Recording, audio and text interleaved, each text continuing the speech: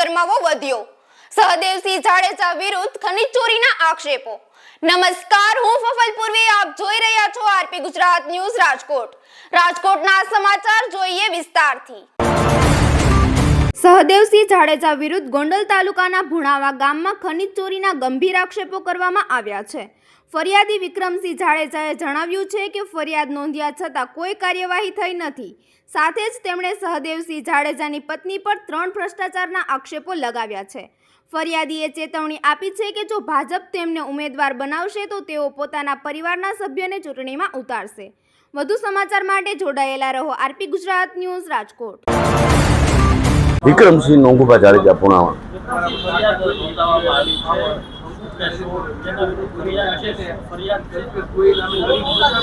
ગોંડલ તાલુકાના ભુણાવા ગામે survey number 106 અને સર્વે નંબર 203 પૈકીના માંડી અને ગૌચર લગી મોટા પાયે ખનીજ ચોરી થઈ છે અને એ ખનીજ ચોરીમાં નામદાર કલેક્ટર સાહેબ દ્વારા તપાસના આદેશ થયા છે। માપણી કરી દંડની કામગીરી વસૂલવાના અને પોલીસ કાર્યવાહી કરવાના કલેક્ટર સાહેબ દ્વારા આદેશ થયા છે। એના ભાગરૂપે માપણી એટલે જેને કહેવાય કે એક સેમ્પલ થોડુંક અમથું માપ્યું છે, હજી વિસ્તૃત પ્રમાણમાં માપણી બાકી ભુણાવાની।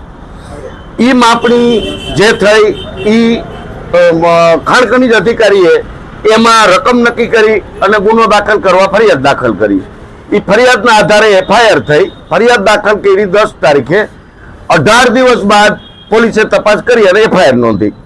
એફઆઈઆર નોંધાયા બાદ આરોપી નંબર 1 કે જેઓ જિલ્લા પંચાયતના સભ્ય રહી ચૂક્યા છે, કારોબારીના ચેરમેન રહી ચૂક્યા છે, એનું આરોપી નંબર 1 ક્રમ નંબર 1 ઉપર એફઆઈઆરમાં નામ છે કે જે 2 નું નામ છે એ તાલુકા પંચાયતના કારોબારીના ભૂતપૂર્વ ચેરમેન છે। આરોપી નંબર 2 સિદ્ધરાજસિંહ નીરુભા જાડેજા એ સહિત 6 શખ્સોના નામ છે। એમાં હજી વધુ પુરાવા તપાસ કરી વધુ આરોપીઓ છેલ્લી 2 ટર્મની ગ્રામ પંચાયતો સંડોવા છે।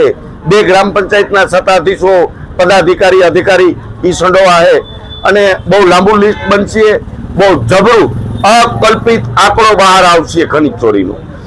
વધારામાં અત્યારે એક આશ્ચર્યની વાત એ છે કે સહદેવસિંહ જાડેજા કે જેઓ કારોબારીના ચેરમેન રહી ગયા છે, એ સહદેવસિંહે એના શાસનમાં પોતે જિલ્લા પંચાયતના ચાલુ સભ્ય હતા ત્યારે એક કોલસાના કારોબારીમાં એના હાથ કાળા થયા અને એક એફઆઈઆરમાં નામ ખુલ્યું।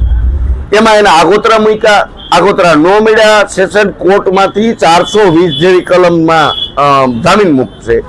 એવો આરોપી હાલમાં પરમ દિવસ ગોંડલની માર્કેટ યાર્ડ ખાતે એક સહેજ પ્રક્રિયામાં એમના પત્ની માટે એક સહેજ પ્રક્રિયામાં હાજર રહી અને સેવાળાની સીટમાં એને ટિકિટ માંગી। બહુ દુઃખ સાથે કહેવું પડે કે આ સહદેવસિંહ ભૂતકાળમાં વિધાનસભામાં ધારાસભાના દાવેદાર હતા। આ એટલા કૌભાંડને સત્તા હાટુથી કે સત્તા હોય તો એ સલામત રહે, ધંધા જાકુબના છે, એ કઈ ધંધો કાયદેસરનો છે નહીં, એટલા માટે સત્તાના પડખે બેવા હાટુથી તાલુકા પંચાયતની ટિકિટ માંગી છે। એની એમના પત્ની માટે, એમના પત્ની એટલે લાખો કરોડો રૂપિયાનો 3 વર્ષથી ભ્રષ્ટાચાર સાબિત થયો ગ્રામ પંચાયતના સરપંચમાં કે જેને એક મલ્ટીમીડિયા કંપનીએ બેસ્ટ વિલેજનો એવોર્ડ આપ્યો છે, પણ ત્યાં તપાસ અહેવાલ મીડિયા કહે તો મીડિયા અમે રજૂ કરવું કે તાલુકા પંચાયતનો તપાસ અહેવાલમાં ભ્રષ્ટાચાર સાબિત થયો। 11 દિવસ ઉપવાસ આંદોલન કર્યા પછી સીટની રચના થઈ છે, એનો તપાસ અહેવાલ તો જો અને હજી ત્યાં ટિકિટ જોઈ અને હજી ત્યાં ટિકિટ હાટું જાય।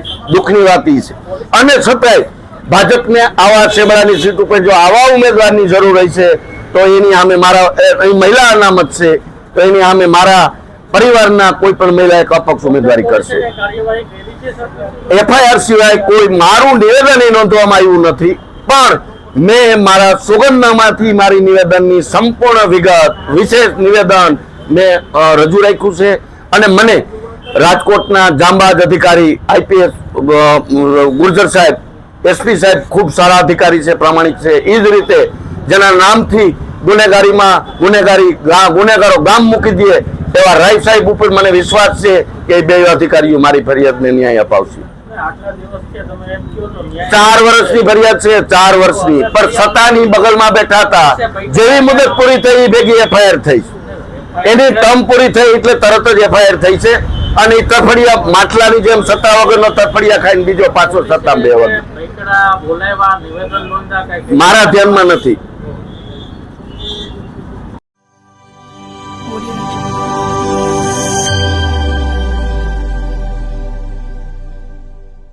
Audio Jungle.